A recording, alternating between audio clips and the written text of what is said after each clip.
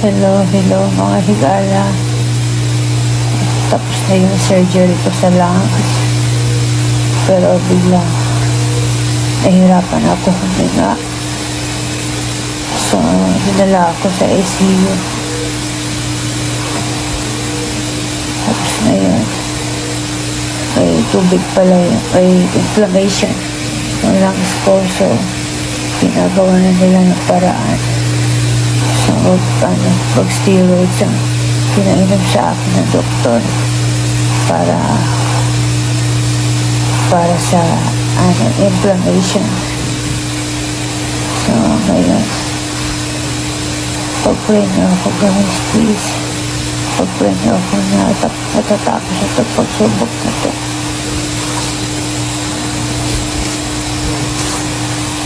Pag-pray niyo ako.